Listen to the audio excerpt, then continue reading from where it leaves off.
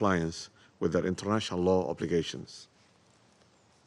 Furthermore, we call on all parties to build on this momentum to commit to full implementation of the ceasefire in good faith. Madam President, our worst fears have materialized a few days ago. The situation in both Gaza and West Bank has deteriorated beyond our gravest concerns. The past 48 hours we witnessed the devastating escalation. Last night, the IDF strike hit multiple homes in the middle of the night, killing and injuring sleeping families, mainly women and children. This follows Tuesday's attack, where many of the casualties remain unaccounted for and still under the ruins of destroyed buildings. These attacks bring more death and destruction to an already traumatized civilian populations. The past 3 weeks have seen a profound rollback of humanitarian progress, with the delivery of aid at the scale effectively ended since March 2nd. Gaza has been cut off from the life-saving supplies, including fuel, food, electricity, and medicine. We must reiterate, Israel, as occupying power, has a clear obligation under the international law to ensure the civilians have access to essential goods and services, including humanitarian assistance. Madam President, as we are all aware, the blockade coincided with the holy month of Ramadan, has worsened an already dire situation in Gaza. Reports indicate only 1 out of 10 people in Gaza have access to clean water, and the only desalination plant have been forced to close due to electricity cut. We categorically condemn the use of starvation as a weapon of war and reject any attempt to leverage humanitarian aid as bargaining chip in the ceasefire negotiations. Such tactics constitute clear violation of international humanitarian law and human dignity. Equally alarming is the escalating violence in the West Bank, including the continued expansion of illegal settlement activities and forced displacement of the Palestinians from their homes. The international community must stand united against any attempts to alter the demographic composition or forcibly displace Palestinians from their camps and cities or annex any part of the West Bank or Gaza under any pretext. Such actions will constitute a grave violation of international law and amount to ethnic cleansing. Madam President, looking to the future, the path is clear. First, we must ensure unimpeded humanitarian access and address a severe underfunding of humanitarian response efforts, which currently stands at a mere 4% of required resources. Second, we call for an immediate renewal of the ceasefire and cessation of all hostilities. All parties should commit to the implementation of the Security Council Resolution 2735 in all its aspects and engage in good faith with mediationists from Egypt, Qatar, and United States toward the completion of the second and third phases of the ceasefire agreement. Last but not the least, the end of occupation and full recognition of free, sovereign, and independent Palestine with Al-Quds al-Sharif as its capital, in accordance with the relevant resolutions, remains the only sustainable option to resolve this long-standing conflict. Madam President, to conclude, we reaffirm an unwavering commitment to the international law and the principles enshrined in the UN Charter. The path forward requires our collective duty to immediate action to demand accountability, uphold justice, and work toward a future where Palestinian children no longer grow up under the shadow of war, but rather can live in peace, dignity, and prosperity in their land with their loved ones. I thank you. I thank the representative of Somalia for the statement. I give the floor now to the representative of Panama. Gracias, señora Presidente. Panamá saluda la convocatoria de esta sesión y agradece al subsecretario general para Medio Oriente, Asia y el Pacífico, Mohamed Khaled Kyari, por la información que ha compartido. Panamá también desea reconocer la presencia y la valentía del señor Eli Sharabi, cuya dramática experiencia refleja el profundo sufrimiento que este conflicto ha impuesto a tantas familias. Su conmovedora historia es un testimonio del inmenso costo humano de esta tragedia. Eli fue liberado tras 16 largos y dolorosos meses de cautiverio en Gaza, cuyos rigores nos acaba de describir. Pero, lamentablemente, no pudo regresar a su casa con su familia, porque su hogar había dejado de existir. Sin que él lo supiera, su esposa y sus hijas habían sido brutalmente asesinadas tras los inhumanos ataques de Hamás del 7 de octubre. Su hermano Yossi sigue desaparecido. Ese ataque, que marcó el inicio de esta tragedia humana, se cobró la vida de aproximadamente 1.200 personas y resultó en el secuestro de unas 250 personas. Al igual que Eli, 59 rehenes siguen privados de su libertad en Gaza, de los cuales se estima que solo 24 de ellos permanecen aún con vida, haciéndole frente a una realidad igualmente dolorosa e incluso peor. Estas personas no pueden seguir siendo víctimas del extremismo por parte de Hamás. Exigimos, una vez más, la liberación inmediata e incondicional de todos los rehenes que debieron haber sido liberados hace tiempo y que nunca debieron haber sido aprehendidos. Así como Eli Sharabi perdió a su familia y su hogar, miles de otras personas civiles en Gaza enfrentan hoy una realidad similar. Más de 49.000 muertos y decenas de miles de heridos. Los que han sobrevivido lo hacen en medio del dolor y la desesperación, enfrentando cada día la angustia de no tener acceso a alimentos, medicinas ni servicios básicos.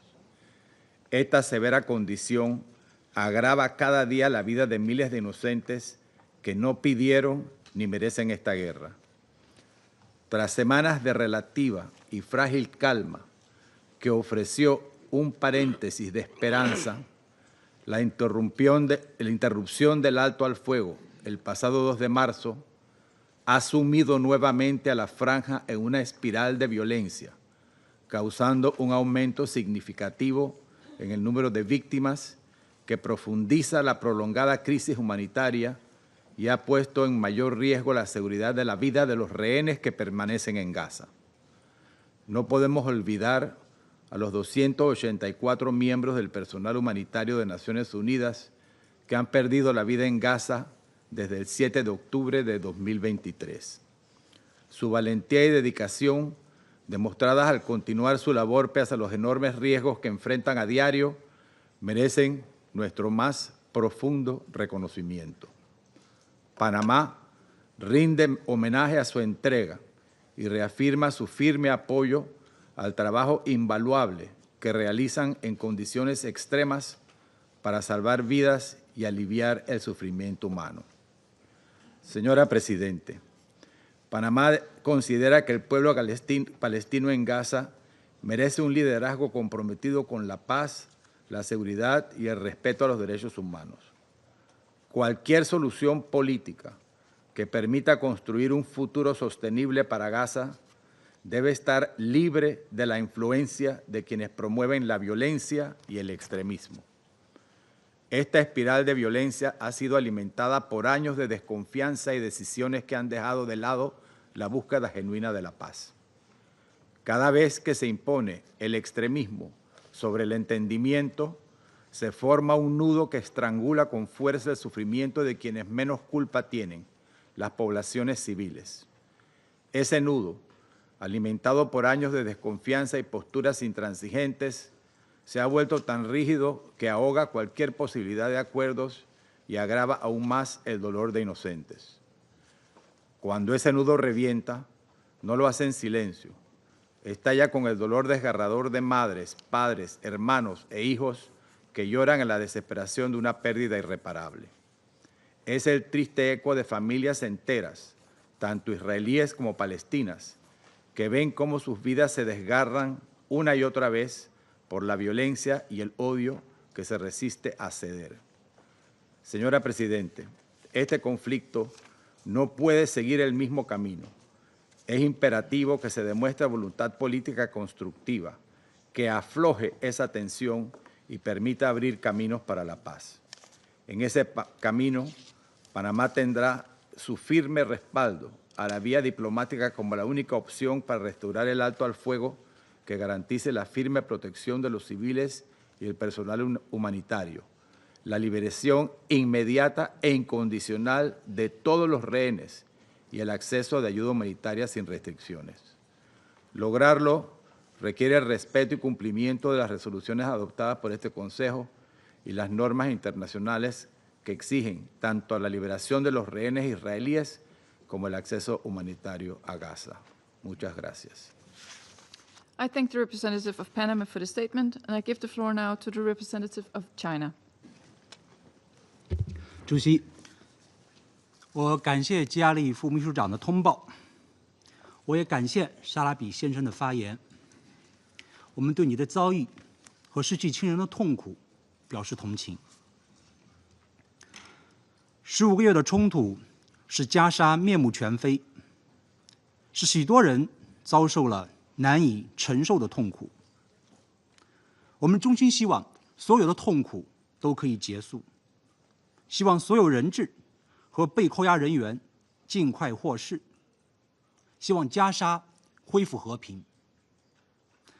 但局势发展事与愿违。以色列从3月17日开始实施大规模空袭，在加沙重新挑起战火，使停火协议崩溃，制造了更多的痛苦和死亡。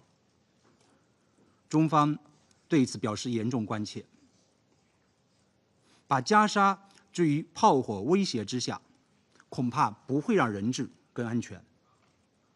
事实上，我们听到一些人质家属也很担心，重开战火将让人质更加危险。希望维持停火，有利于人质早日回家。残酷事实已经证明，实现持久停火是拯救生命、让人质回家的最好方式。我们敦促以色列放弃使用武力的执念，停止对加沙的军事行动。希望停火协议的保障国秉持公正、负责任的态度，采取行动，推动停火协议3阶段连贯落实，在加沙实现持久停火。加沙民众在躲避战火的同时，正在遭受严峻的人道灾难和流离失所之苦。以色列先后切断加沙物资准入和电力供应，并在多地发布强制撤离令。这是对200万平民的实施的集体惩罚，没有任何正当理由。禁止人道物资进入加沙，可能也会使剩余的人质被剥夺生存下去的基本需求。以色列作为占领方，应该履行国际人道法义务，立即解除封锁，全面恢复加沙的人道物资准入。我们也重申反对任何针对联合国人员和人道工作者的袭击。主席，每个人的生命都是宝贵的。巴勒斯坦人民和以色列人民享有平等的生存权利和发展权利。巴以冲突几十年循环往复，让双方几代人生活在阴影之中。只有全面落实两国方案，实现巴勒斯坦独立建国，实现巴以两国和平共处，才能持久保障巴勒斯坦人民和以色列人民的安全和福祉。我们呼吁国际社会加大努力，推进落实两国方案的政治进程。中方将发挥建设性作用，为恢复中东地区和平，实现巴勒斯坦问题全面、公正、持久解决，做出不懈努力。谢谢主席。I thank the representative of China for the statement, and I give the floor to the representative of the Republic of Korea. Thank you, Madam President. I also thank ASG Chiari for his detailed briefing. I also thank Mr. Eli Sharabi for your powerful testimony to your unspeakable suffering. And I'd like to convey my government, the Republic of Korea's deepest condolences for your loss of your beloved ones. Madam President, we still vividly remember the horror that shocked the entire globe on October 7, 2023, when a peaceful holiday morning in southern Israel suddenly changed into a nightmare. More than 1,200 Israeli citizens, including children, were brutally murdered by Hamas, and 251 innocent Israelis were forcibly kidnapped. These horrific terrorist attacks, unjustifiable under any excuse, left unforgettable trauma to Israelis. We once again repeat our strong condemnation on the terrorist attacks by Hamas on that dark day. As we speak now, 59 hostages, living or dead, are still held in Gaza, and we are frightened that more than 30 out of 59 hostages are presumed dead. The taking of hostages, as well as degrading treatment to them, is strictly prohibited under international humanitarian law. However, it is outrageous that hostages held by Hamas have experienced serious and extreme mistreatment, including being bound, starvation, and sexual violence. These indefensible crimes must be held accountable. There can be no impunity. Last month, we heard in this chamber another powerful testimony by the former hostage Ms. Noa Argamani. In her harrowing statement, she told us that the lives of the Israeli people cannot go on without those hostages still held in Gaza. Talking about her partner, who is still held by Hamas, she stressed that the deal must go on in full. We call on all parties to this conflict to pay the utmost attention to her desperate voice. With the renewed offensive in Gaza that started on Tuesday, we now hear once again the clear outcries of hostage families and released hostages, including Mr. Sharabi, who emphasized again and again, bring the remaining hostages home. Madam President, while we demand unconditional and immediate release of all hostages, we note that the most realistic way to ensure their safety and freedom is through the deal to secure the release of hostages and ceasefire in Gaza. Thus, we call on Israel to exercise restraint. Hamas must not endanger the lives of Palestinian civilians, and all parties should faithfully return to negotiations. The Republic of Korea appeals to all parties to this conflict to prioritize alleviating the suffering of civilians and protecting them. We commend the ongoing efforts by mediators, Qatar, Egypt, and the United States, and count on them once again for securing the ceasefire and the release of all hostages. I thank you, Madam President. I thank the representative of the Republic of Korea for the statement, and I give the floor now to the representative of Algeria. Thank you, Madam President. At the outset, I would like to thank ASG Khaled Khiari for his briefing. We also listened carefully to the representative of the civil society. Consistent with the universal human rights, no civilian, irrespective of their background, should endure suffering. Every innocent life matters. Consistency is a fundamental principle in international relations. A selective, cherry-picking attitude toward international law, particularly international humanitarian law, is not acceptable. For a country to uphold its international obligations and contribute positively to global stability, it must obey the legal frameworks that govern human rights and humanitarian activities. Algeria, as a serious member of the international community, firmly respects and upholds all its international obligations. We firmly believe that the law is the cornerstone of international law.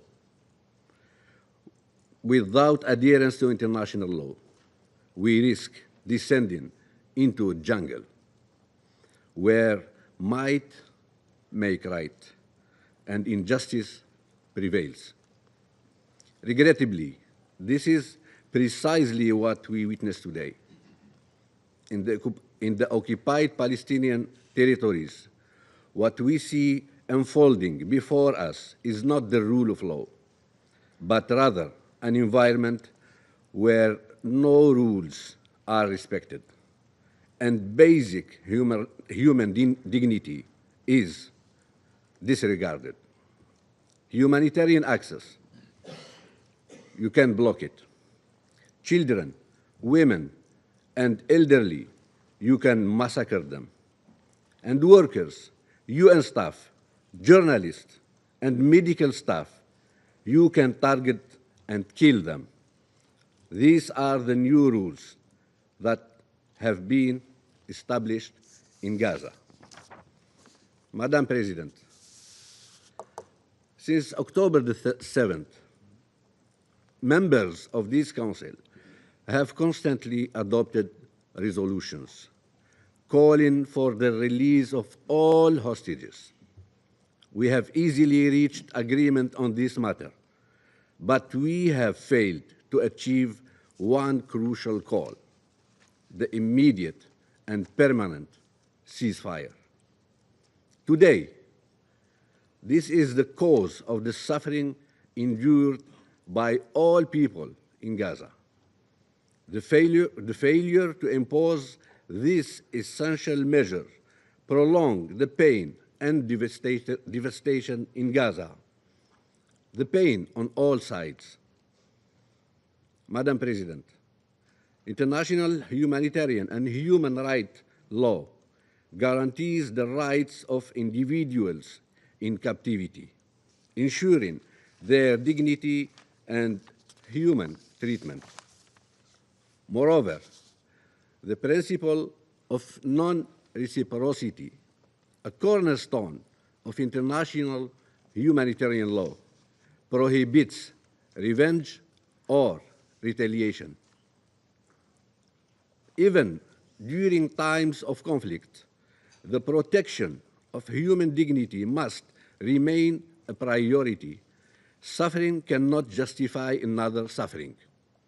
However, it is with great regret that we observe the Israeli occupying powers' blatant disregard for these fundamental principles.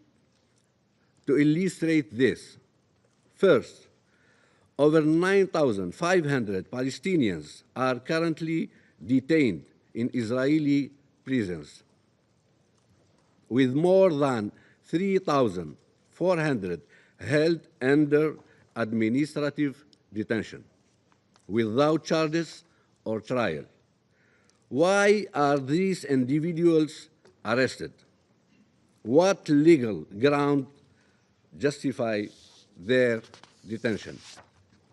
Second, since October 7th, the Israeli occupying authorities have cut off all cooperation with the ICRC, rendering detainees disappeared.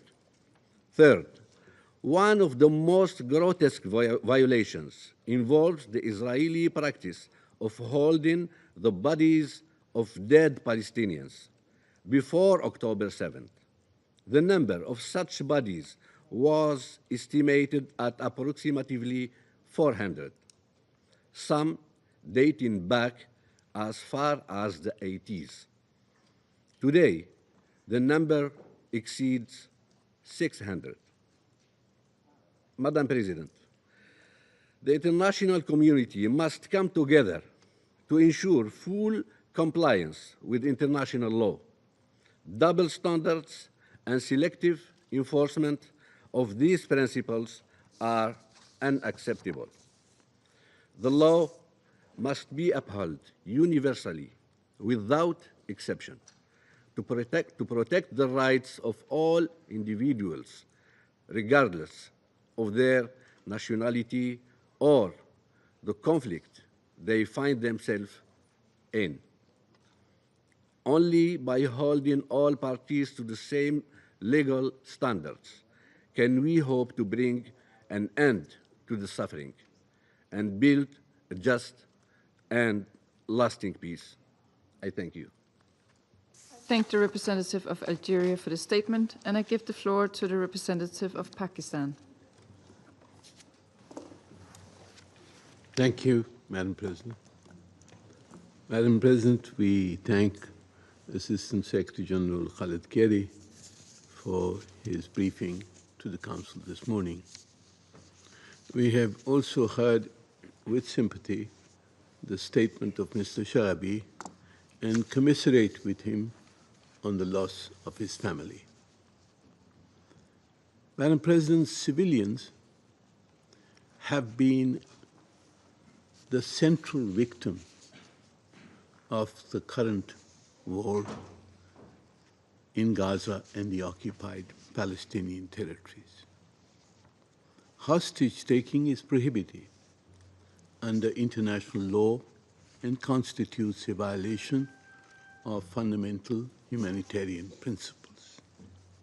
The protection of civilians must be ensured in full compliance with international humanitarian law, including the Fourth Geneva Convention. However, international law must be applied uniformly, universally, and consistently. The issue of the humanitarian violations must encompass the plight of the thousands of Palestinians who have suffered during this war. We cannot forget the thousands of Palestinians, including women and children, who remain arbitrarily detained, subjected to torture, and held in inhumane conditions in Israeli prisons.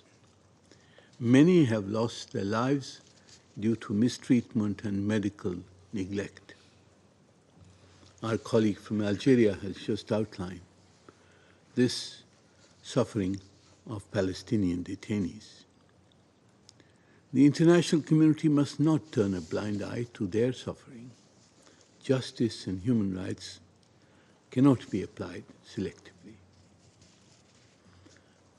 For illustration, the recent report of the Commission of Inquiry stated that Israel's systematic use of sexual, reproductive, and other forms of gender-based violence since October 7, 2023, and it found, and I quote, Israeli forces have committed the crime against humanity of persecution based on gender. Madam President, we must turn to ending the suffering in Gaza, in the occupied Palestinian territories, and in the region. The ceasefire agreement facilitated by Egypt, Qatar, and the United States offered a glimmer of hope. It led to the release of hostages and temporarily alleviated the suffering of the Palestinian people. Yet, tragically, this opportunity was sabotaged by the political interests of some Israeli politicians who prioritize their survival through the continuation of the war. We condemn the resumption of Israel's attacks on Gaza and the indiscriminate killing of Palestinian civilians through bombardments through the air as well as artillery. We also deplore the killing of the UNOPS official and the UNRWA members and commiserate with their families.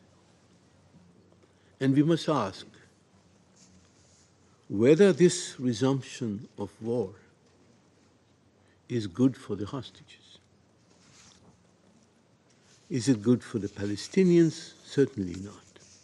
The ongoing attacks, blockade, mass displacement, and relentless bombardment have created an unprecedented humanitarian catastrophe.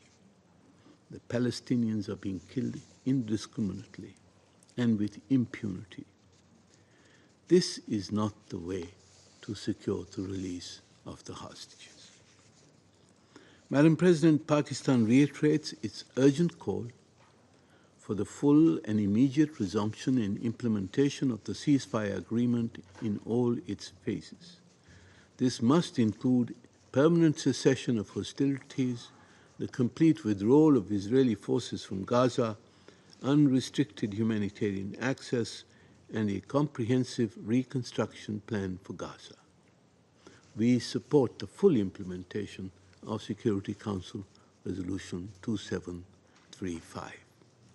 This would be the best way to secure the release of the hostages. Madam President, while Pakistan supports all efforts to alleviate human suffering and ensure the humane treatment of all civilians, we must not lose sight of the root cause of this endless cycle of violence and suffering.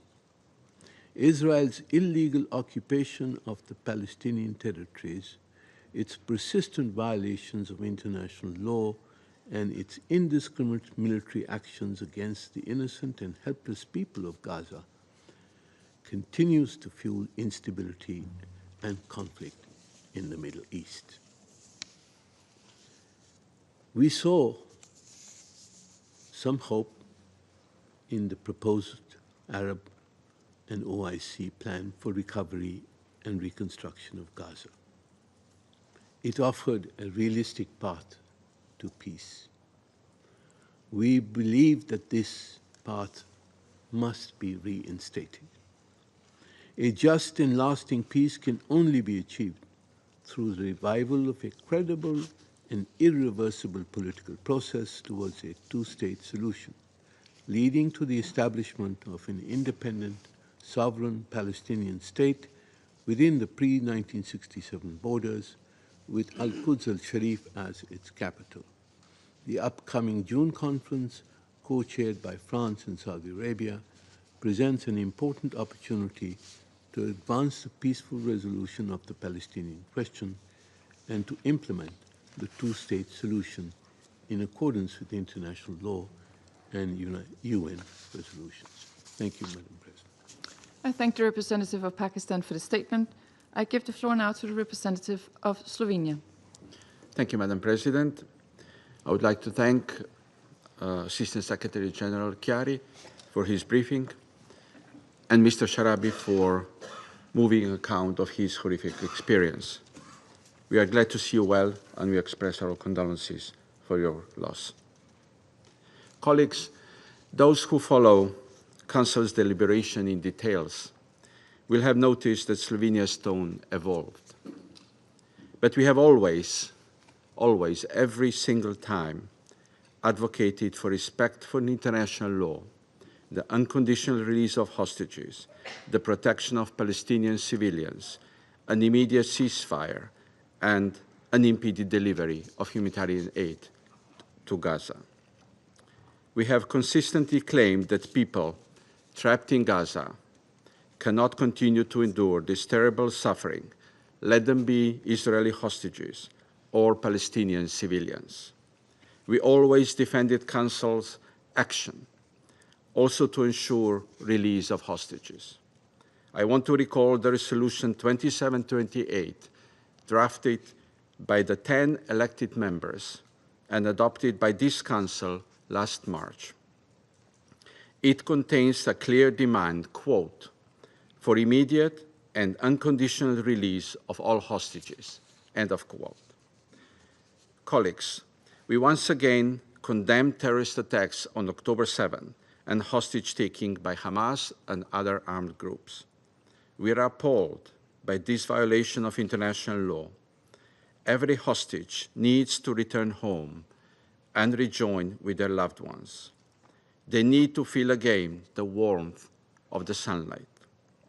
And ultimately, they need to see accountability for violations and abuses perpetrated against them, including those against Mr. Sharabi.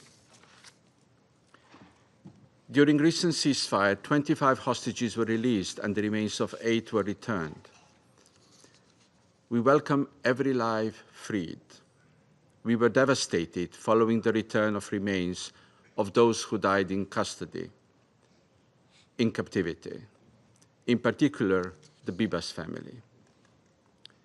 We deeply regret that the negotiations to secure the release of the rest of hostages have not continued, and the process of finding a peaceful solution through dialogue has stalled.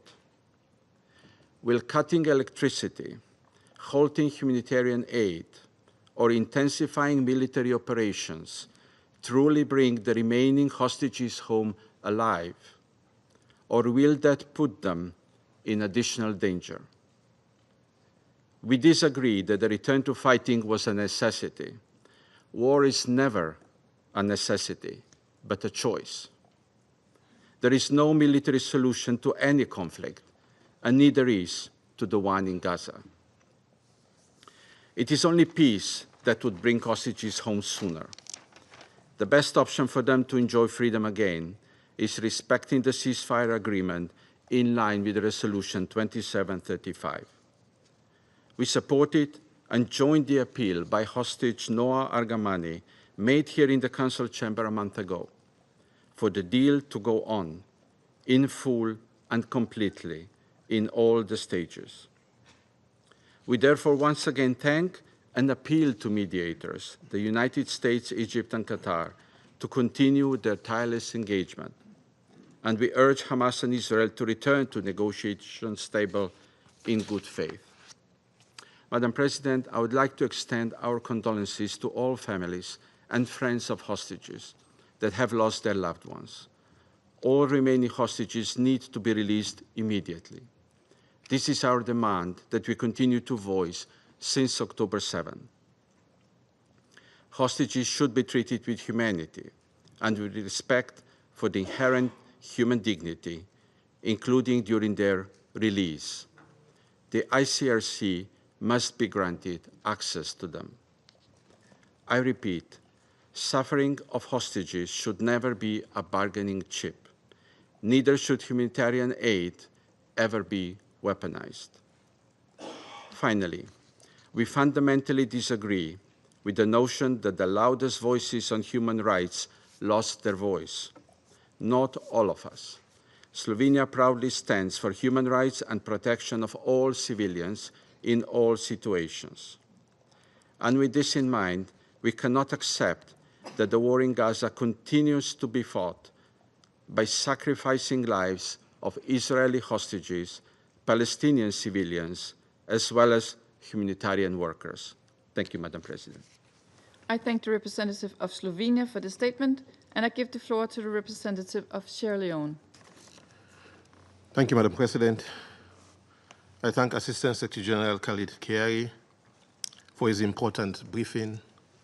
I also thank Mr. Eli Sharabi for his bravery in sharing his compelling personal and tragic testimony with us. Our deepest condolences on the loss of your family. We acknowledge the letters dated 14th and 18th March 2025 from the Permanent Representative of Israel to the United Nations regarding the plight of the hostages and their tragic humanitarian situation. as this Council focuses on hostage-taking today. One undeniable reality of this ongoing conflict in Gaza Strip is its devastating toll on civilians, both in Israel and in Gaza. Since the attack on 7th October 2023, hostages and civilians have endured extreme suffering with severe humanitarian consequences. The unacceptable attack resulted in the abduction by Hamas and other armed groups of 250 individuals, men, women, and children, ranging in age from 9 months to 85 years. Categorically, this act constitutes a grave violation of international law. Article 34 of the Fourth Geneva Convention explicitly prohibits hostage-taking. This prohibition has crystallized into a rule of customary international law, as recognized by the International Committee of the Red Cross in a study on customary international humanitarian law under Rule 96. While the first phase of the ceasefire led to the release of 38 hostages, some of whom tragically perished in captivity, we remain deeply concerned that 59 individuals are still being held hostage. Their condition, medical needs, and access to humanitarian aid are unknown, with the ICRC still being denied access. In light of the unimaginable pain and suffering endured by hostages and their families, Sierra Leone reiterates its firm and unequivocal demand for their immediate and unconditional release, as previously called for by this Council in Resolution 2712, 2720, 2728, and 2735. We note the endorsement in this Council in Resolution 2735 of the agreed terms for the release of Palestinian detainees, and also call for the release of thousands of Palestinians detained in the State of Israel without trial, access, or proper care, in violation of international law and their fundamental rights and dignity. We emphasize that the release of hostages and detainees must be conducted with dignity, and the ICRC must be granted immediate access in accordance with international humanitarian law to provide medical and humanitarian assistance.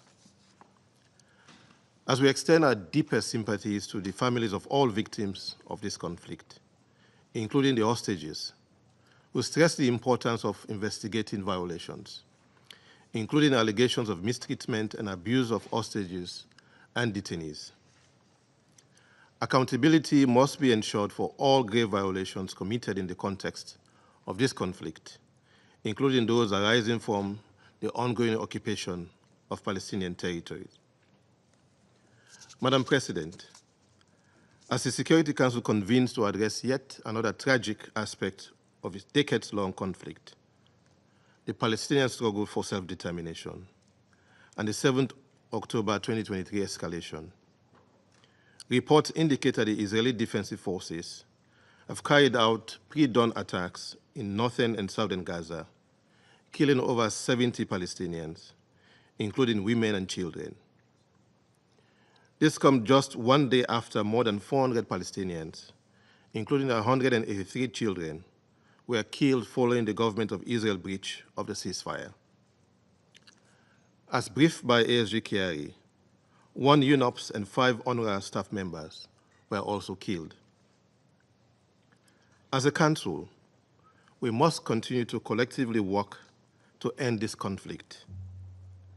This layer of tragedies, we must support efforts to protect civilians in Israel, Gaza, and the West Bank, and strive relentlessly towards a peaceful and sustainable resolution of this conflict. The recent post-ceasefire escalation of violence has already resulted in hundreds of casualties, and continued diplomatic engagement is essential to return to the ceasefire agreement and address outstanding issues. In closing, we must reiterate that hostage-taking is a grave violation of international law, and it triggers responsibilities for armed groups, states, and the international community. It demands immediate action for the protection, release, and legal accountability of all those involved. We also reiterate our call for a just and lasting political solution to this conflict. The immediate and full restoration of humanitarian aid access, respect for international law, and the protection of civilians and humanitarian workers, and a resolution that ensures security and coexistence for both Israelis and Palestinians, living side by side in peace and tranquility. I thank you. I thank the representative of Sierra Leone for the statement. I give the floor to the representative of Greece. Thank you, Madam President. I also wish to thank ASG Khaled Khiari for his briefing, as well as Mr. Eli Sharabi for his testimony here today. Madam President, 531 days have passed since Hamas launched a brutal terrorist attack on Israel. Greece immediately condemned this attack, as well as the cruel treatment of all hostages kept in captivity in terrible and inhumane conditions. Today, 59 hostages remain still in Hamas's captivity, 24 of whom are believed to be alive. The tragic story of Eli Sharabi is a sheer reminder that this war must end now. We extend our deepest and most heartfelt condolences to him for the tragic loss of beloved family members, as well as to the families of victims and hostages. We reiterate our call for all hostages to be released immediately and unconditionally. Traumatic stories, like the one of Noah Ragamanis, whose partner is still in captivity, are mere reflections of the scale of pain still endured by survivors in captivity and their loved ones. Likewise, the heartbreaking fate of the Bibas family highlights the urgent need to bring the agony and suffering to an end. Our thoughts remain with them. Madam President, the long-awaited ceasefire and hostage release agreement in Gaza was a great example of what could be achieved through political will and opportunity to replace despair with hope for a better future. Hope on the horizon became visible when Israeli families were given the chance to finally rejoin their loved ones and Palestinian people were finally able to stop counting their dead. In this respect, we are very concerned with the resumption of hostilities in Gaza and the high toll on civilians. It is necessary to resume negotiations for the ceasefire renewal immediately so as to ensure the release of remaining hostages and to protect the lives of the civilian population in Gaza. Madam President, the world cannot or should not forget neither the lives taken as a result of the horrendous terrorist attack on October 7, nor the lives of the remaining hostages. At the same time, we cannot or should not forget that the war in Gaza has left behind thousands of Palestinians dead, injured, separated from their families, and internally displaced. The humanitarian crisis on the ground cannot be ignored. Millions are in urgent need of primary health services, education, and shelter. Safe, unconditional, massive, and unhindered delivery of humanitarian aid at scale to the people of Gaza must be ensured. We share the grief for the UNOP staff member who died during the strike at the UN gas house in Gaza and offer our condolences to his family in the UN. Border crossing points must remain open. UNRWA's role should not be undermined. Civilians and humanitarian workers must be protected in line with international humanitarian law. Madam President, the political process must be revitalized with the aim of achieving a two-state solution according to the relevant Security Council resolution, while recognizing the right of Israel to exist in peace and security. In this way, we look forward to the international conference to be held in June here in New York under the stewardship of France and Saudi Arabia as co-chairs. We welcome regional efforts to cohere around a single plan for the next phase in Gaza, and we stand ready to support and develop these ideas further. The Arab plan for the reconstruction of Gaza is a constructive proposal on the table and could help accelerate discussions on reconstruction, post-conflict planning, and on the day after. It is a good starting point which requires further engagement with Egypt and other key Arab players. Madam President, the circle of violence must end now and the hostages must be released without delay. It is evident by now that this conflict has no military solution. As we have stressed before, there can be no day-after scenario for the Gaza Strip with Hamas in power or in any position to threaten Israel. We cannot change the past, but we can start now and lay the foundation for the future. The suffering of both sides must come to an end. Neither the hostages and their families nor the Palestinians can afford to pull back from the ceasefire agreement. The deal must hold. Therefore, it is crucial for the parties to return to the table of negotiations and proceed to the next phase in good faith. Time is running out. The time to act is now. I thank you. I thank the representative of Greece for the statement, and I give the floor now to the representative of the Russian Federation. Спасибо, госпожа председатель. Благодарим помощника генсекретаря Халида Хияри за обстоятельный брифинг по ситуации, складывающейся вокруг заложников, удерживаемых в секторе Газа. Со скорбью в сердце выслушали трагическую историю Эли Шараби, потерявшего всю свою семью. Подобная жестокость не имеет оправданий. Выражаем вам наши искренние соболезнования. Скорбим также по всем без исключения погибшим в результате продолжающейся без малого 18 месяцев эскалации. Этот нескончаемый и порочный круг насилия необходимо, наконец, разорвать. Невыносимые страдания мирных жителей в зоне палестино-израильского конфликта не могут никого оставить равнодушным.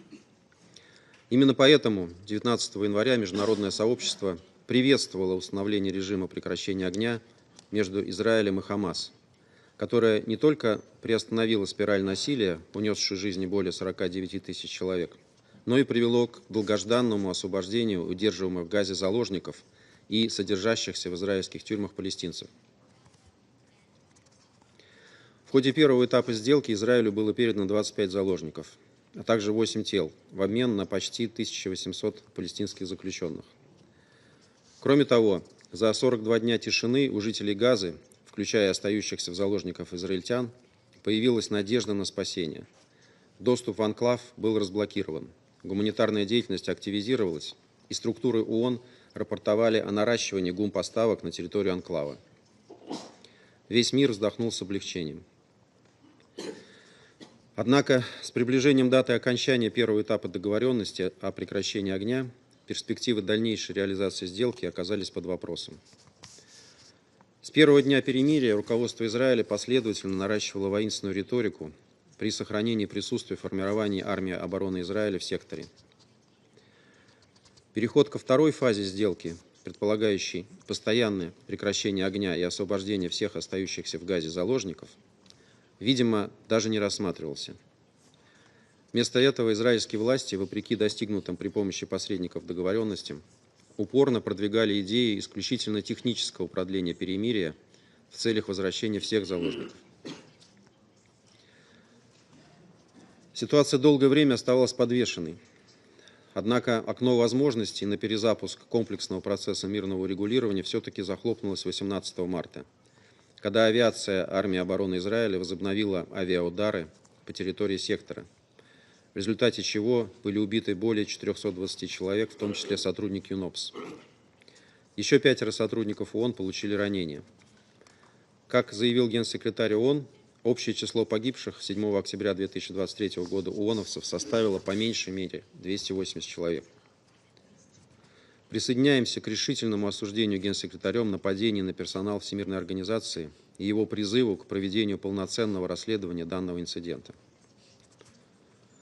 Госпожа председатель, мы с глубоким сожалением восприняли возобновление Израилем военных действий в секторе Газа.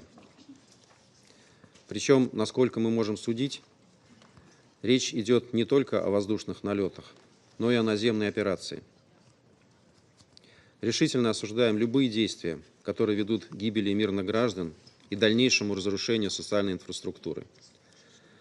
Обескураживает и поступающая информация о неизбирательных атаках израильской авиации по району Маваси, ранее объявленному израильтянами гуманитарной зоной безопасности для эвакуации с территории анклава всех нуждающихся в неотложной помощи.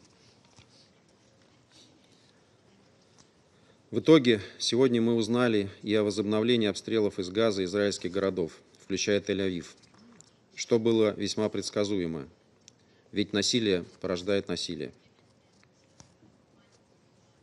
Параллельно Израиль возобновил полную блокаду сектора Газа, прекратив подачу воды и электроэнергии, несмотря на очевидную угрозу для жизни и безопасности тех, кто там находится, в том числе остающихся в заложниках израильтян.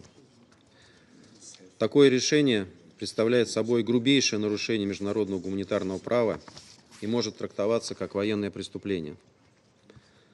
Проблема выживания, с которой сталкиваются палестинцы, осложняется критической ситуацией вокруг функционирования БАПОР, которая является ключевой структурой по комплексному содействию палестинцам. Закручивая гайки в секторе Газа, руководство Израиля одновременно продолжает неправомерные шаги, включая военную операцию на западном берегу реки Иордан. Завтра у нас будет возможность обсудить эту тему подробно. Госпожа председатель, сегодня мы с крайним разочарованием вынуждены констатировать, что прекращение огня, которого мы все так долго добивались, оказалось неустойчивым. Сложно говорить о его дальнейших перспективах, когда израильское военно-политическое руководство открыто заявляет о намерении действовать против Хамас с возрастающей силой и вести дальнейшие переговоры по сделке исключительно под огнем. Выбор в пользу войны, похоже, уже сделан. И кто знает, сколько новых жертв ждет Палестину и Израиль впереди. Полагаем, что хрупкость только что нарушенных Израилем договоренностей объясняется еще и тем, что Совет Безопасности ООН с самого начала было мало что известно насчет деталей переговорного процесса по сделке. Ведь Совет был изначально от нее целенаправленно отсечен, и весь акцент делался на усилиях других посредников. Соответственно, оказался не востребован и весь имеющийся у ООН для этого специальный инструментарий, задействование которого могло бы обеспечить устойчивый характер прекращения огня. Важно, чтобы те, кто будет работать над восстановлением перемирия в секторе, отдавали себе в этом отчет. Несмотря на новое обострение палестино-израильского конфликта, мы убеждены, что его дипломатическое решение не только возможно, но и является единственной реалистичной опцией. Призываем израильскую и палестинскую стороны при содействии посредников вернуться за стол переговоров с целью выработки взаимоприемлемого компромиссного решения проблемы удерживаемых лиц, возвращения к режиму прекращения огня и возобновлению полноценного гуманитарного доступа. Это позволило бы обеспечить устойчивую нормализацию в секторе Газа и запустить полномасштабное восстановление палестинского анклава. Уверены, что это именно то, чего желают как мирные палестинцы, так и родные и близкие остающихся в Газе заложников, включая уроженца Донбасса Максима Харкина. Важно, чтобы к этому стремились все регионалы и международное сообщество в целом. Процесс палестино-израильского урегулирования должен быть возвращен в политическое русло, с тем, чтобы были удовлетворены как законные озабоченности Израиля в сфере безопасности, так и чаяния палестинцев на обретение собственного государства в границах 1967 года. Мы готовы работать над этой задачей в Совете Безопасности вместе с теми, кто разделяет этот подход. Благодарю за внимание. I thank the representative of the Russian Federation for the statement, and I give the floor to the representative of Guyana. Madam Chair, Madam President, actually, thank you for convening today's meeting. I thank Assistant Secretary General Chiari for his briefing, and I take this opportunity to extend to him and the UN family our deepest condolences on the killing of the 6 UNOPS and UNRWA workers over these last few days. I also commend Mr. Sharabi for his courage in sharing his experience with us today and commiserate with him on the loss of his loved ones in such tragic circumstances. Madam President, at the outset, Guyana stresses that the taking of hostages is a grave breach of international law, particularly Common Article 3 of the Geneva Conventions. In this context, we condemn once again the taking of hostages by Hamas during the 7th October attacks on Israel and emphasize the provisions of Security Council's resolutions 2712, 2720, 2728, and 2735, which call for the release of all hostages. We further stress the imperative of ensuring humanitarian access to these individuals to attend to their medical and other needs. Guyana also emphasizes the obligation of parties to ensure that the remains of anyone who died while being held hostage or detained are handled with dignity and respect. Madam Chair, in the context of the foregoing, allow me to underscore the following 3 points. First, there must be an immediate end to the ongoing hostilities in Gaza to create the conditions for peace, recovery, and for a lasting, just, and comprehensive end to the Israeli-Palestinian conflict. As Guyana has consistently emphasized, recurring cycles of violence between the two sides only hurt the prospects for a lasting peace and place both Palestinian and Israeli civilians at continued risk of harm, including death. It is therefore important to address the factors driving occurrences, such as those witnessed on 7th October. In this context, Guyana recalls member states' commitment, as elaborated in the UN's Global Counterterrorism Strategy, to, and I quote, address the conditions conducive to the spread of terrorism, including but not limited to prolonged, unresolved conflicts, dehumanization of victims of terrorism in all its forms and manifestations, lack of the rule of law, and violations of human rights, ethnic, national, and religious discrimination, political exclusion, socioeconomic marginalization, and lack of good governance, while recognizing that none of these conditions can excuse or justify acts of terrorism, end of quote. Efforts to combat terrorism must continue to take these important factors into account. Second, the Security Council must be at the forefront of efforts to address breaches of international law, which have implications for the maintenance of international peace and security. Given its primary responsibility for the maintenance of international peace and security, the Council should be the first to demand accountability for such breaches. It must also be first to institute measures in keeping with the scope provided by the UN Charter to address violations of international law, including in circumstances where those violations feature as the taking of hostages or the administrative detention of innocent civilians. Accountability is an important deterrent.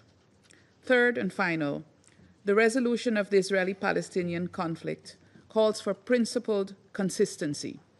By this, I mean that there must be principled and consistent application of international law and principled and consistent responses to wrongdoing. The approach to this conflict should not be determined by convenience based on present circumstances, because this presents the risk of acting from expediency rather than principle. Guyana therefore appeals to this Council and to all member states to consistently adopt a principled approach to the Palestinian question as we collectively seek to advance a lasting solution. Madam President, allow me to conclude by reiterating the need to bring a definitive end to the Israeli-Palestinian conflict, which keeps manifesting in cycles of violence that produce volumes of hurt to both sides. Let us work to achieve a ceasefire in Gaza, to bring home the remaining men, women, and children, which Hamas took hostage from Israel, and the Palestinians detained in Israeli jails without charge, and to end the aid blockade on Gaza, which is once again stifling Palestinian civilians. Guyana is prepared to do its part to this end in compliance with international law. I thank you. And I thank the representative of Guyana for the statement. I shall now make a statement in my capacity as the representative of Denmark. Mr. Sharabi, thank you for your courageous testimony today. Words are not enough to express our condolences for your loss. No one should be forced to endure what you and your loved ones have gone through. I would also like to thank Assistant Secretary General Chiari for your important briefing. Denmark reiterates once again its firm condemnation of the heinous terrorist attacks on October 7 by Hamas against Israel. We re-emphasize that hostage-taking is a war crime and that the actions of Hamas pose a clear threat not only to Israel but to international peace and security. Today, we express our deepest solidarity and grief with all those affected by the hostage taken on October 7th. Our thoughts are with all those that are still held in Gaza, those who came out but are traumatized for life, those who were killed in Hamas captivity, and those whose fate is still uncertain. Amongst those killed is a Danish-Israeli hostage, who we also mourn here today. We reiterate our demand for the immediate, unconditional, safe and dignified release of the remaining hostages. We also regret that the hostages have not been granted any humanitarian access to address their medical and other humanitarian needs as required under international law, including international humanitarian and human rights law. Colleagues, there's been far too much suffering since October 7th. Suffering of Israelis, in particular those brutally killed or taken hostage, as well as their loved ones. And suffering of civilian Palestinians. More than 50,000 people have lost their lives, most of whom civilians. It is time to break the cycle of violence. We deplore the breakdown of the ceasefire and the subsequent resumption of the Israeli airstrikes and renewed ground operations in Gaza with further devastation of the civilian population. Over the past few days, there are reports of hundreds of killed. We deeply regret the death of a UNOP staff member and echo the Secretary General's condemnation of all attacks on UN personnel. We call on Israel to live up to its obligations under international law, including the resumption on unimpeded entry of humanitarian aid to Gaza, and ensure that the basic needs of the civilian populations are met. In closing, the suffering we are witnessing on all sides is immense, and the urgency to bring about peace cannot be overstated. Denmark stands firm in our call for the immediate and unconditional release of the hostages and for a permanent ceasefire in Gaza, imperatives that can only be achieved through resumed negotiations. It is our hope that progress on this front will open the pathway towards a two-state solution. For the sake of those who have suffered, both those in Gaza and those such as Mr. Sharabi, and for those future generations of Israelis and Palestinians who deserve to live in peace. I resume my function as President of the Council. The representatives of the United States have asked for the floor to make a further statement. Thank you, Madam President.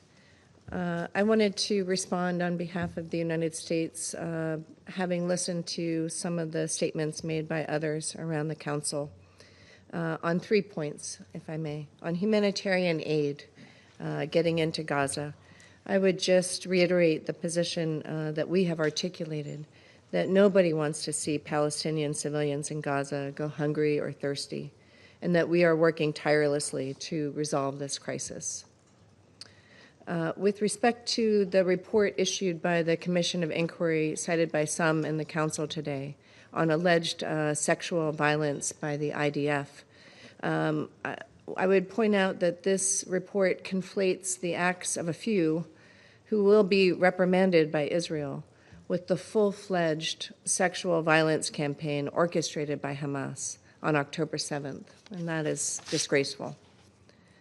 With respect to the allegation that Israel is engaging in indiscriminate strikes, the United States would remind Council members that Israel is targeting Hamas leaders and operatives who continue to use civilian infrastructure and hide among the civilian population. And the Council must condemn this practice. I thank you. I thank the representative of the United States for the statement. I now give the floor to the permanent observer of the Observer State of Palestine.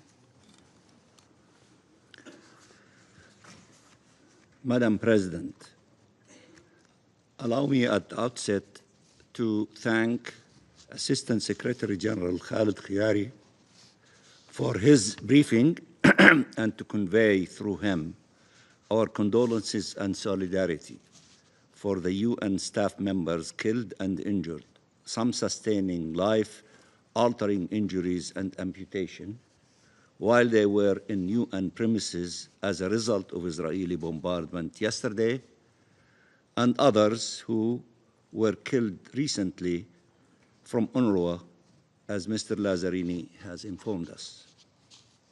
These victims were upholding the UN's most noble mission, trying to save lives. And as all humanitarians, they are having to do so at the peril of their lives. They were upholding the mandate conferred to them by this Council in its Resolution 2720.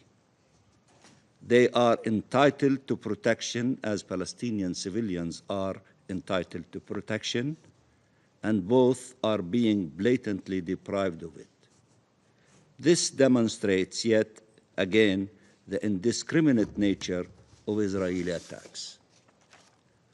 Allow me also to acknowledge the testimony of Eli Sharabi and present our condolences for his loss.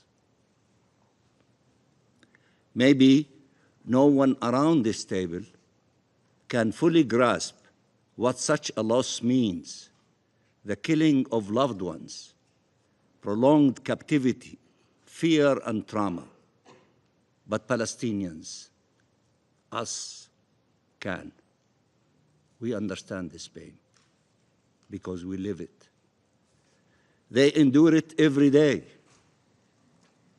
Entire families obliterated in massive and indiscriminate bombardments. Children shot by Israeli snipers in the head and in the chest. Communities uprooted by force. There is not a single Palestinian family that does not have a loved one killed, wounded, detained, or displaced. And they have been enduring these horrors and injustices for decades, even though they reached an unprecedented scale in the last year and a half. When confronted with such loss, either we pursue justice or vengeance. Justice ends suffering. Vengeance perpetuates it.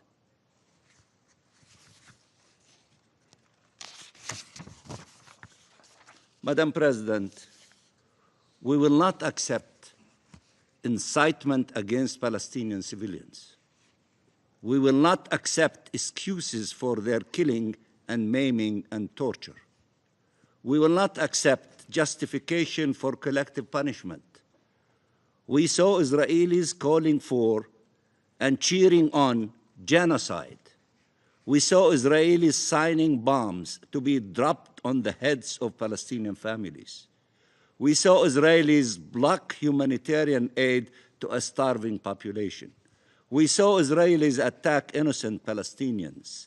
But we do not attribute these acts generically to Israeli civilians, nor do we use these actions as justification for indiscriminate killing and maiming and for dehumanizing and punishing millions of people.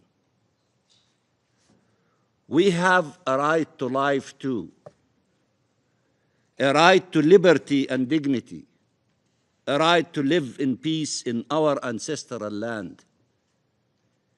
Till when will our people have to suffer from the inability to see Palestinians as equals, to acknowledge their suffering and their loss, to remember that around 1 million Palestinians have experienced captivity, that many died while in Israeli jails, killed or left to die?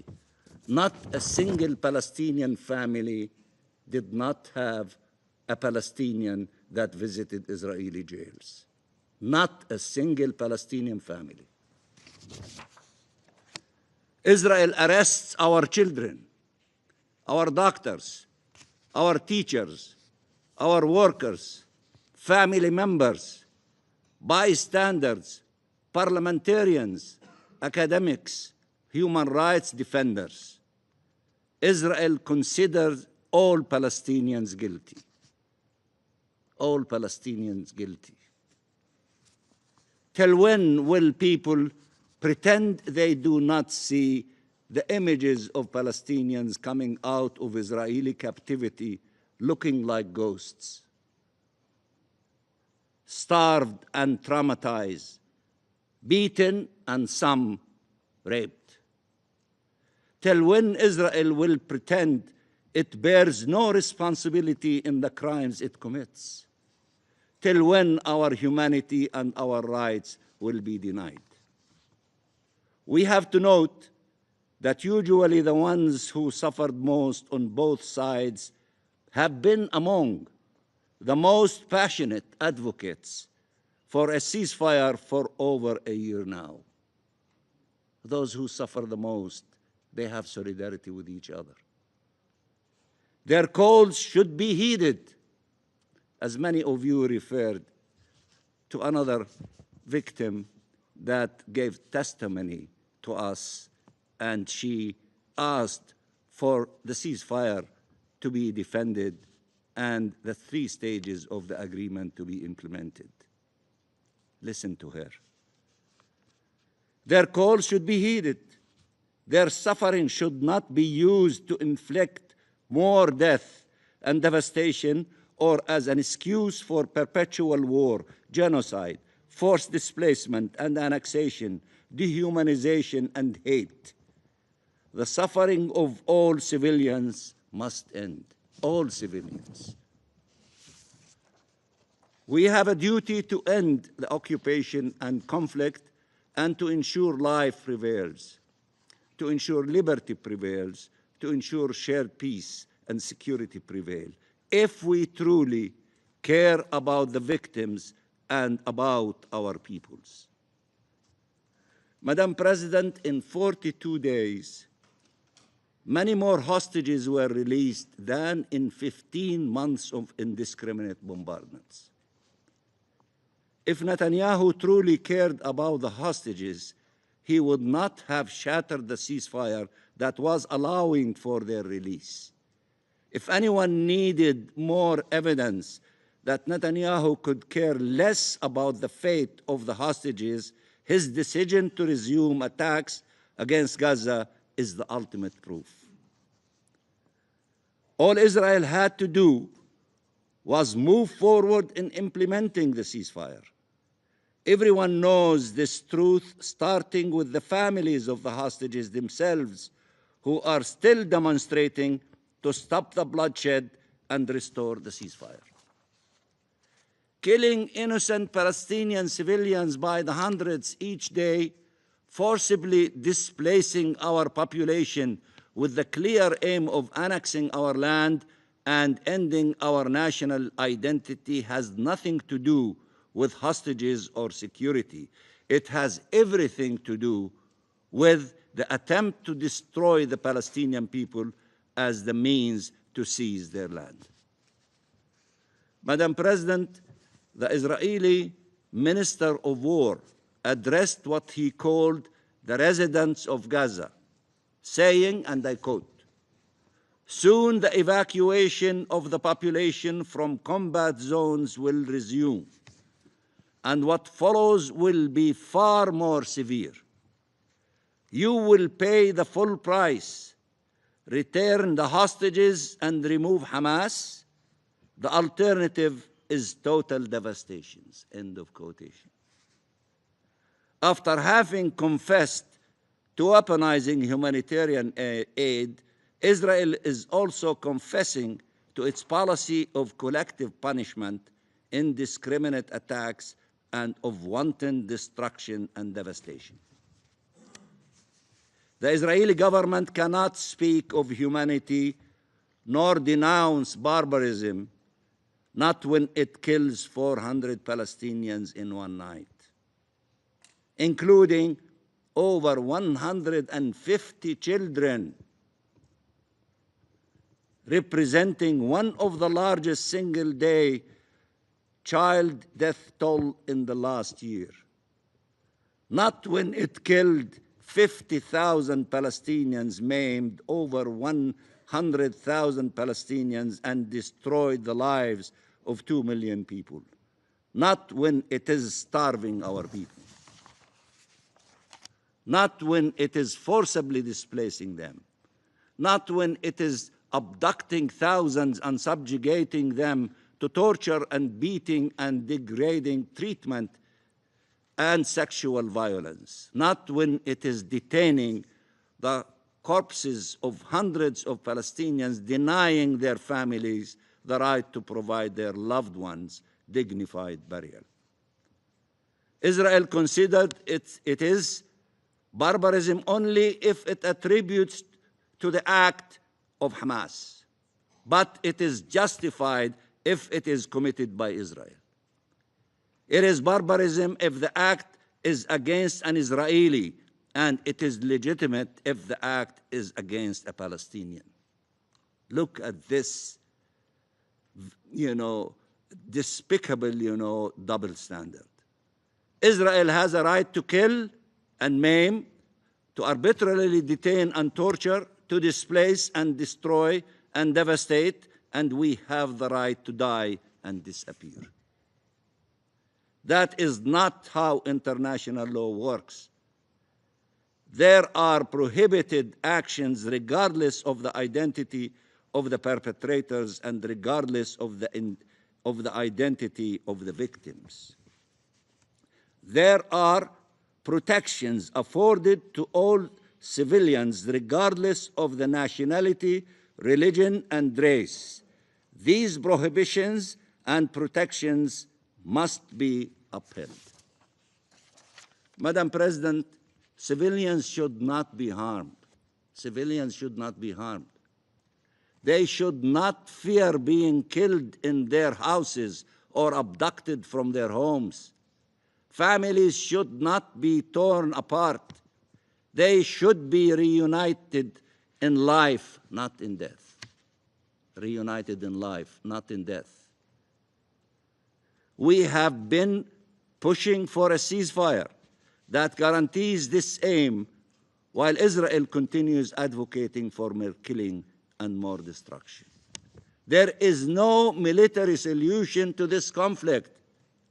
You cannot kill your way to a solution.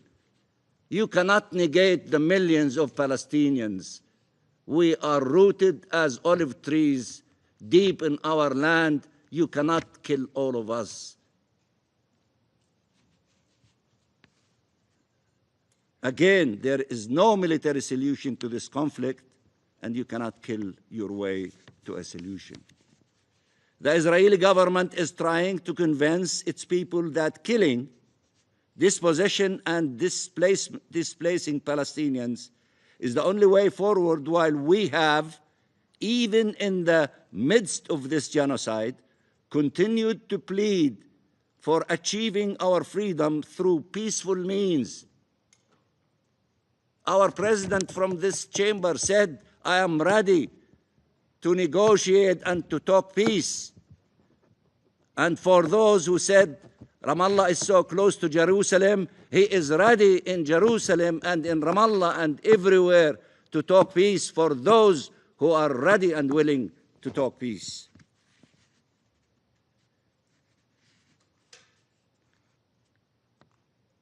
Palestinians is the only way forward, while we have, even in the midst, as I said, of this genocide, continued to plead for achieving our freedom through peaceful means, for respect for international law, for two states living side by side, as many of you state very often, for shared peace and security.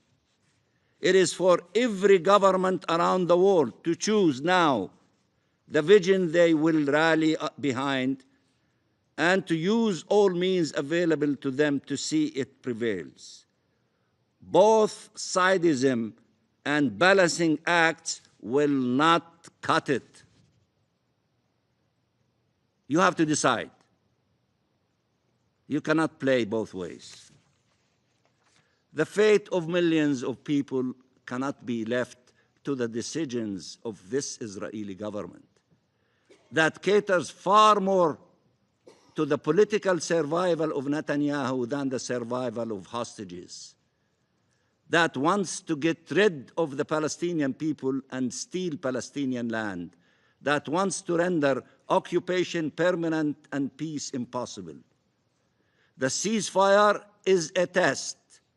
Failing at it means only prolonging the agony and suffering caused by today's horrors, but setting the stage for horrors to come. It is a test we cannot afford to fail. We have to defeat this option. Peace is the only option available to us, to them, and to all of you. Help us to move in the direction of peace and away from the direction of killing and war. And I thank you very much, Madam President. I thank the permanent observer of the Observer State of Palestine for the statement. I now give the floor to the representative of Israel. Thank you, Madam President, and thank you to Assistant Secretary General Chiari for your briefing today. I would like to thank the United States, the UK, and France for calling this important session. Before I begin, I want to thank Eli Sharabi for his courage today. Eli, there are no words that can begin to describe the strength it takes to be here after everything you have endured. None of us can truly comprehend the pain, the suffering, the loss you have endured. The torment of 491 days in captivity, the terror of returning to a home that no longer exists, the weight of knowing that your entire world was taken from you. Yet, despite all of this, you sit here today, not for yourself, but for those who remain behind. For over 530 days, 59 innocent men, women, and children have been trapped in Hamas captivity. Many of them are barely holding on to life. Unfortunately, some of them have been murdered, and Hamas has not let the world see a single one of them. These are innocent people being tortured for the crime of being Israelis or being in Israel. They are starving in the dark, alone, afraid, suffering beyond what words can capture. They are denied food, water, and medicine. They are beaten, tortured, and humiliated. They are being held in conditions so inhuman, so depraved, that the hostages who were freed can barely describe what they endured. The cruelty here is not just from Hamas. It is also from the silence of the world. Eli Sharabi testified before you today and laid bare the horrors of his captivity. He described the torment he endured and spoke for the other hostages still in Hamas's hands. Now the question that demands an answer is this: where is the world? Where is your outrage? Where is the international outcry for their release? Where is the demand from every nation to bring them home? Since October 7th, you have passed 77 resolutions in this chamber. There has not been a single resolution condemning Hamas. Meanwhile, there are those in this chamber who refuse to even mention the hostages. Algeria, you have spent months in this room condemning, accusing, and criticizing Israel. But when a human being sits before you today, after enduring the worst of humanity at the hand of those you defend, you could barely acknowledge his presence. You couldn't find the decency to even say his name. That is outrageous. And the world can see it. For 530 days, you have erased the hostages. You have spoken about Gaza without mentioning the crimes of Hamas. You have debated humanitarian assistance without acknowledging the humanitarian crimes Hamas is deliberately inflicting on the hostages. You have had the audacity to talk about a ceasefire without demanding that those held in Hamas's terror tunnels be freed. How can you claim to stand for international law while ignoring the hostages? How can you speak of human rights when you refuse to recognize the most horrific human rights abuse in this war? How can you sit in this chamber, look Eli Sharabi in the eye, and say nothing? The massive amounts of humanitarian aid that Israel has facilitated, coordinated, and allowed into Gaza have reached every segment of the population except one: the hostages. While Gazan civilians benefit from food, medicine, shelter, and support, these innocent individuals languish in conditions that defy human comprehension. Those hostages have not seen an ounce of that aid. Think how many trucks, how many containers. We listened to you, Eli, that you got a quarter of a pita a day. There are so many on this council, you, who never fail to scream for more aid, more trucks, more shipments, more access, yet you have never once demanded that a single piece of that aid be delivered to our hostages. Not a single word has been spoken. Not a single demand has been made. Not a single resolution has been passed insisting that those in the most desperate need of humanitarian assistance actually receive it. The UN's inaction on the plight of the hostages is a moral collapse of the highest order. To be clear, it's not just this council that has failed. The entire UN system has forsaken its responsibility. So many agencies that claim to be the protectors of humanity have abandoned the hostages entirely. Where was the Security Council? The General Assembly, OCHA, UNICEF, the so-called Human Rights Council, the Red Cross. The Red Cross has not conducted one visit, one inspection. We heard the absurd equation you made about the detainees in Israel. They have 3 meals a day. They have medical treatment. They have visitations of the Red Cross. Before the war, they had visitations of families. How can you compare it? The Red Cross had no one inspection or spent one moment with the hostages in Gaza. And yet, for 530 days, the Red Cross has continued to act according to Hamas's playbook. Colleagues, there is one absolute certainty in this situation. The war will not end until the hostages are freed. Israel did not choose this war. Hamas did. It was Hamas that invaded Israel and Eli's home. It was Hamas that slaughtered our people, and for 3 months it was Hamas who stalled negotiations. Hamas was given the chance to extend the ceasefire. Hamas was given the opportunity to bring relief to the people of Gaza. Hamas was given a choice, and they chose war. Therefore, Israel has resumed its military operations against Hamas with increasing force. The IDF is striking Hamas terror targets throughout the Gaza Strip. Terrorist infrastructure, weapons stockpiles, and command centers are being dismantled. This will continue.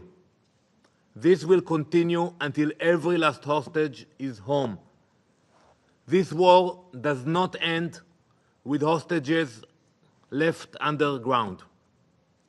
This war does not end until Hamas is defeated. The choice is simple. If you want a ceasefire, then pressure Hamas to release the hostages immediately. Madam President, Eli Sharabi should not have to be here today. He should have never been taken. He should have never been starved, chained, and brutalized. He should have never lost his wife, his daughters, his brother. And yet, here he is, a survivor of the worst of humanity, asking the world to save those still trapped in that nightmare. I ask you to take a moment and reflect as we speak here today. There are 59 Eli Sharabis underground, desperate for freedom. Imagine their faces. Imagine their screams and their cries. Imagine what they would say to you today. Will you listen or will you look away? Because this moment will not be forgotten. There is no neutrality here. There is no middle ground. There is only right or wrong. We will never stop fighting for the hostages. We will never abandon them. We will never sit idly by as terrorists hold our people as trophies. We will bring them home, all of them.